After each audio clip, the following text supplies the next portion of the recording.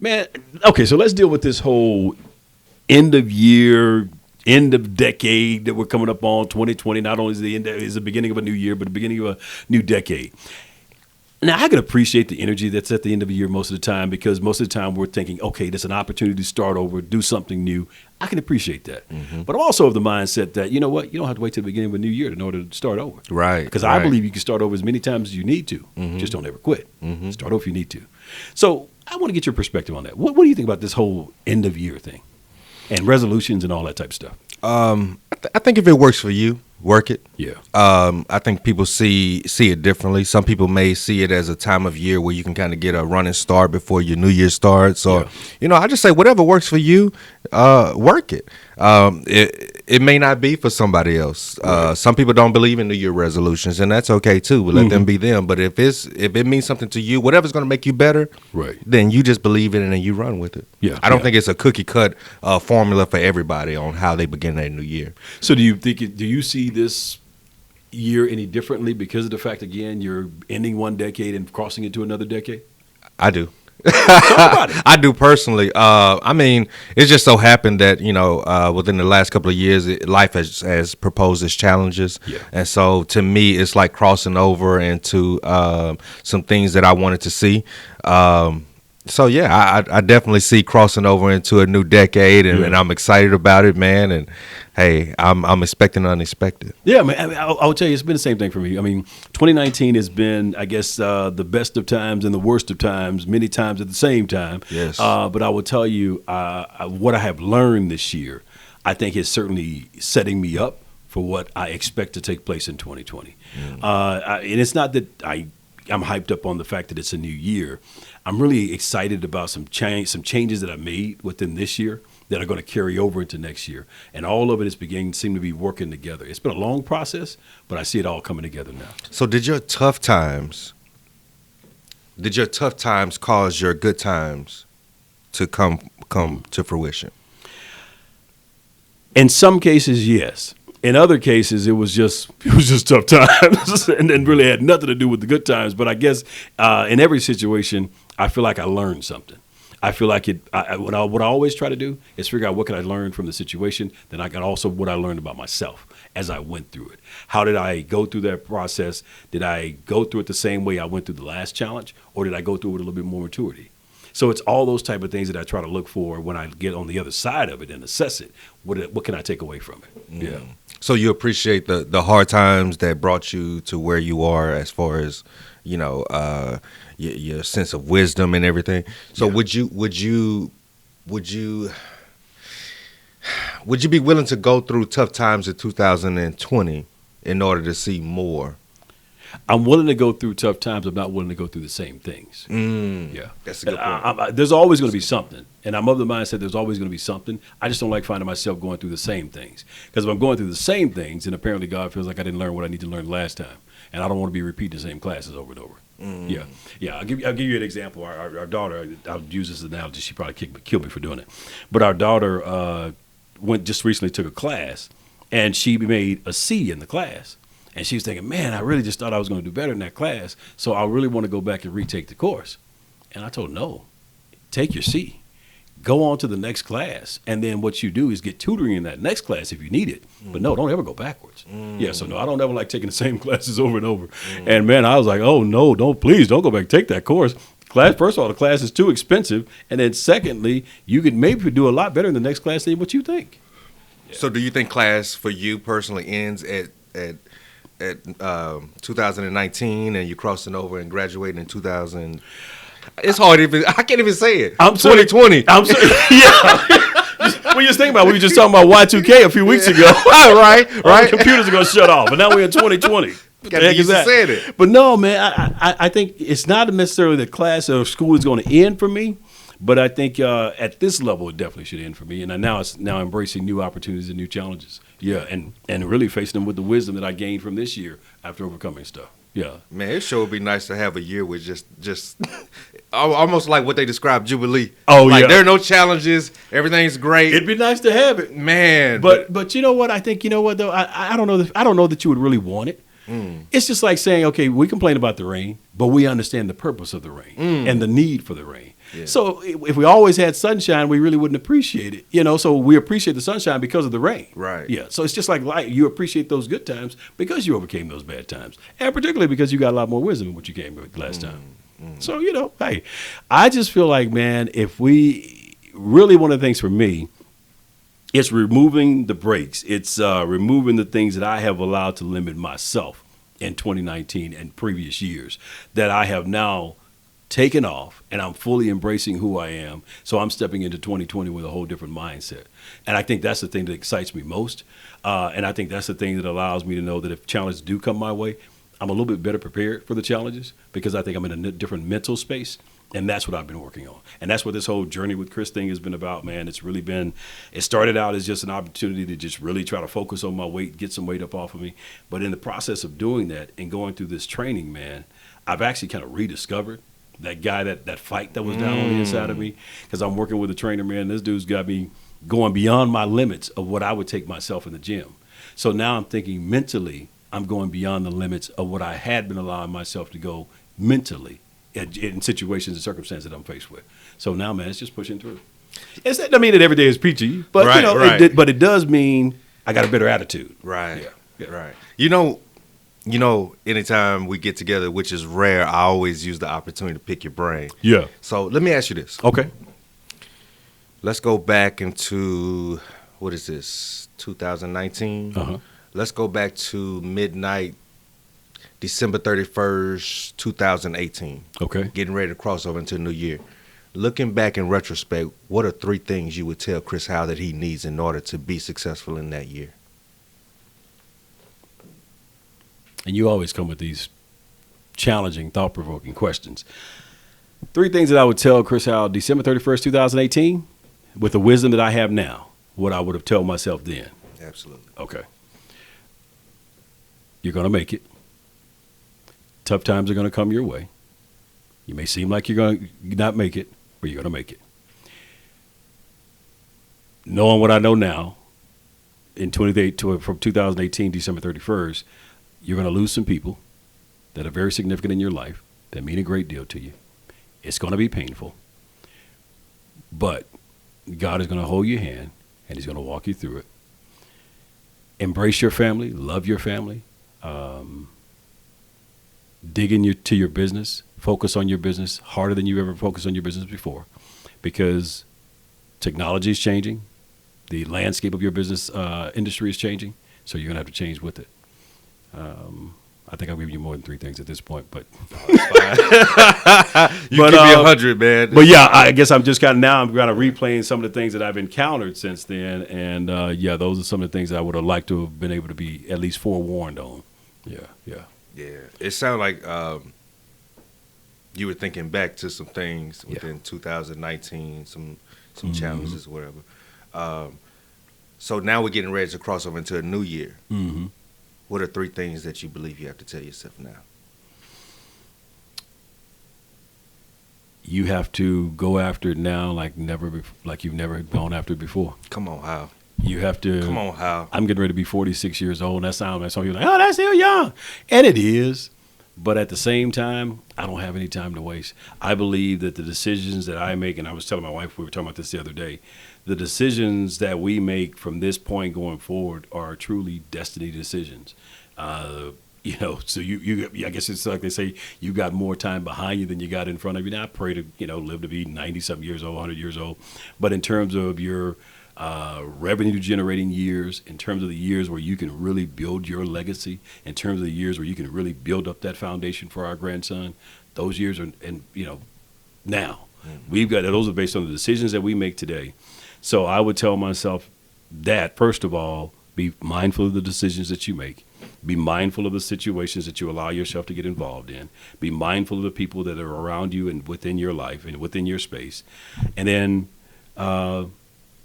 overcome any doubt or fear or negativity and move forward. I'm not going to say we're trying everything, but I am saying that we're going to embrace opportunities and options a lot more now than maybe what we have in the past.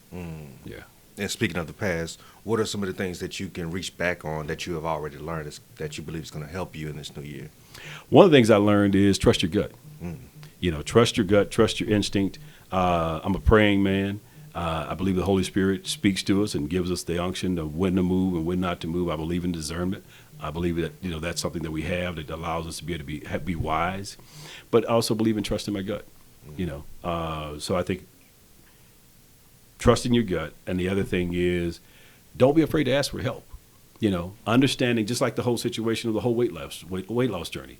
I took it as far as I could take it by myself, and then one day I decided I need a trainer. So I picked up the phone and just called a couple of gyms. One gym called me back within an hour. Tyson Transformer, who's the one I'm working with now, called me back within an hour. The other gym, I've yet to ever hear back from him.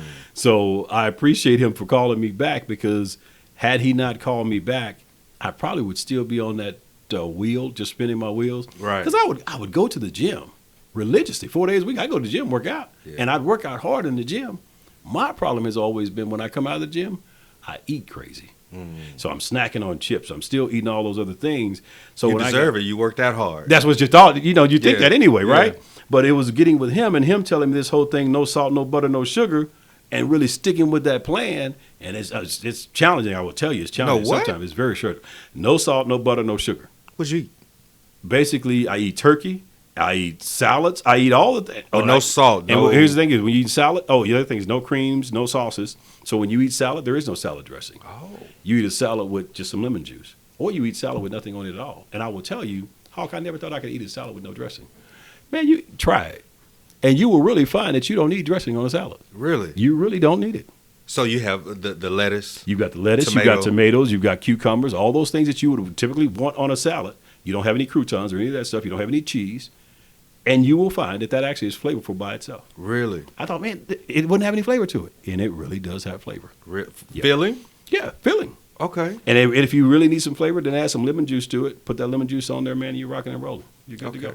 What would the typical normal salad look like? Normal salad would probably have all those things and have a ton of balsamic vinaigrette dressing. Because I thought I had to have it, you know what I'm saying? But once you realize you don't need those things, man, you don't. And you eat 3 meals a day. You eat breakfast, lunch, and dinner. So you have some egg whites or something in the morning for breakfast, egg whites and vegetables, and that's anywhere from 4 to 6 egg whites along with your vegetables. You eat a good solid lunch. Maybe that's a salmon or turkey and some vegetables, and then do a shake or something at night. Yeah. So it sounds like you're just taking it to a different level. I mean, when you describe the diet and the nutrition, you started here and then you took away a few things, and then that created the salad for someone who never eats a salad. Eating a salad with the balsamic vinaigrette may be good because they're working towards that level. So Chris Howell, General Chris Howell, isn't just an overnight success. It's yeah. No, it was a process. Talk about the man. beginning process, man. They don't know. I started the process in May, man. I started May 29th specifically. I guess I got the Instagram video out there. I looked at it the other day. So I started this whole thing, man, and it was going to the gym 4 days a week, going to, thankfully I have a schedule that allows me to either go in the morning or go in the evening. So I would go to the gym, man. But again, like I said, I just wouldn't eat right when I came from the gym. And the other thing is I don't eat restaurants now. No restaurant food. No drive-throughs. No going to a restaurant. My wife's still occasionally trying to drag me to a restaurant because she's not on the plan. But, it's all your own meals or cooked meals because you know how much sodium you put in there. You know how much butter, if you're using butter, which we're not using it at all. You know what you put in your meal. So you know what you're having. So you don't do restaurant food. So that's the other thing. It's really just being disciplined, man, and being dialed in to know that right now I'm working a plan. And I'm getting results. And now that I'm seeing the results, man, I'm like, hey, I'm really dialing in. Yeah. And I've slipped a few times because, quite frankly, I'm down 30 pounds, but I should be down a lot further. Had I really dialed in the way I was supposed to, I'd probably be down about 40 pounds right now, 40 to 50 pounds. Which camera is on? This one? We got 3. Look. Take your pick. Wherever camera I'm on. Let me just say this. This man said he started in May. Please don't think this happens overnight. Oh, no, man. No. Were there times where you wanted to give up along the journey? Oh, man, those times, yeah, absolutely, man. Just past Sunday, my wife wanted to go to Benihana's. We went to Benihana's, man. So I had to take her to Benihana's. So, I'm sitting at Benihana's. I was like, okay, I'm just going to have a salad. I'm not going to have any dressing on it. Hey, I had a meal. Yeah. I had steak and I had chicken. Yeah. Yeah, I had the Emperor's Feast at Benihana's. So when I did that, so I had to go dial in at the gym on Monday. That's crazy because most people actually Sunday night I went walking. As most people wouldn't consider Benihana's as like It's restaurant food. You got all that soy sauce they're putting on in there. Think about that. You got all the man. That dude standing there and he pours all that salt on that meat and all those vegetables. Think about that. You got the garlic and all that stuff. But it's any restaurant food is going to have salt. It's going to have butter, and it's going to have sugar in some way. Everything in a restaurant. That's why you can't eat there. So but it's one of those things. That's part of the plan now because I'm really trying to get down. I'm trying to lose 80 pounds. So when you're trying to come down 80 pounds, you can't keep deviating from the plan. Yeah. So I'm sticking to the plan as much as I can. And then even after I get down 80 pounds, by this point, I shouldn't even have a desire for those things anymore. Yeah. You shouldn't have a craving to go through a drive-thru to get a hamburger. Nah, if you're going to get some calories and go sit down at Benihana's or somewhere and eat a meal. But, those cravings are not there anymore. So, now, I still crave fried chicken from now to time. Okay, all right. That's awesome. A burger? Nah, not really a burger. Oh, man, I think that would be my cheat meal, man. No, for me, it would be some fried chicken, really. Really? Yeah. Okay. But I haven't done it. But I'm saying to myself, if I do well, I'm really working to get under 200. Uh-huh. No, I won't be under 200 by Christmas. I'm working to get out of 220s. I'm 224 right now. Okay. If I get out of the 220s by Christmas, I'll give me a piece of chicken. Hold on, wait a minute. But I'm 224 right now. So you got 5 pounds to lose before the end of the year, and you're going to get a piece of chicken? No, I said by Christmas. By Christmas? Oh, yeah, by the end of the year, man. I'll be at 215 somewhere easily. Come on now. Somewhere in there, yeah. Yeah, but no, I'm trying to get, I'm at 224. I'm just trying to get out of 220 to get me a piece of chicken for Christmas. Yeah. All I want for Christmas is a piece of chicken. Hey, I'm not going to get an Atari or a Nintendo or any of that stuff. Just a piece of chicken. Piece of chicken, man. Mr. Williams, if you are watching right now. Wait a minute, though, man. So here's the real deal. How did this turn into an actual interview? You interviewing me when we were just sitting here going just talk about the New Year's resolutions. Man, but you know what? See, that's what happens when you bring Jack into the mix. Okay. I hate to see what happens when we bring tequila to the mix. First, right? Listen, man. So this train is like all off the rail, and there's no wheels on there at all. We just kind of went all over the place. But hey, man, I've enjoyed the conversation. I guess as we get ready to wrap up, what are your thoughts? I mean, what would you say to yourself? What would you say to the Oscar Hawkins back in December 31st, 2018, knowing the wisdom and everything that you have now? What would you say to yourself then?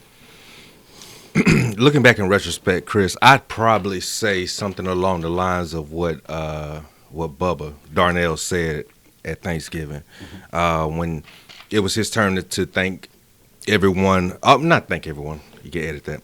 When it came around to him to say what he was thankful for, one of the things that he said was, "I thank God for the opportunities." Yeah. When we left that day, we were in the car, and I told him, I said, "Man, you don't know how remarkable you are." Yeah. I said, "You didn't thank God for the things that you have, which you have gained some things, but you thank God for the opportunities, in which that lets me know that you're not looking for God to just bless you, and things to fall out of the sky. You're just saying, God, if you give me the opportunity, I can capitalize on it." Yeah. And that's one of the things that I have tried to show him over the last few years, man. And when he said that at your Thanksgiving dinner, I almost flipped, man. Yeah. I almost think about it like one of my favorite sports is basketball. Mm-hmm. And one of my favorite moves in basketball is the alley-oop. When we were little, we used to play basketball in my backyard, and we used to try to throw each other alley-oops. And if we threw the alley-oop or threw the ball up and it wasn't in the right position, the person who was trying to dunk would always complain. You didn't put it right in front of the goal. Right. But later on in life, I thought about it like this, man. The ball is not always going to be where you want it to be. You just got to get up there and position yourself. Make it happen. Right, man. One of my favorite players is Sean Kemp, man, and he exemplifies that. If you ever watch his highlights, it doesn't matter where you put the ball around the rim. Just let me get to it, and I'll make sure that it goes in. So when he thought enough to thank God for the opportunity, I said, that's it. That's what I want you to do. I don't want you to wait on people to do anything. So if I could say anything to myself, looking back in retrospect, is don't wait on anyone to do anything for you. Recognize how special you are within yourself. Tell yourself every day. Chris, it'll be nice if I wake up in the mornings and somebody tell me how special I am. It would. Yeah. But I can't depend on that. But on those days where I can wake up in the morning, look myself in the mirror and say, I don't know what it is, but it's something about you. Yeah. Let's go. Yeah. And I don't know how many I gave you, but that is definitely one thing, man, I really tell myself. And that is so important. Yeah. Because when you walk out there and face the world with that confidence and knowing who you are, like you said, nobody can shadow you in that one. Oh, no. Oh, they no. can't they can't throw you off your game, man. You come out with your game face on. Man, and that's where, as a man, that's where you have to walk out that door every single Yes, day. sir. Yeah. Chris, I'm the best at being me. Yeah. When you try to be me and you don't blink on time, you failed. So I'm confident in being me, man. I like people who are confident in being them, man. Right. That bro said when you didn't blink on time, Yeah, you failed. Hey, you know what? I hope you have enjoyed this conversation. It was really just going to be like a one question type situation. We're just going to talk about New Year's resolutions and all that type of stuff. But hey, I hope we've given you something that you can take and run with into 2020 and beyond. Have a great day. Let's go.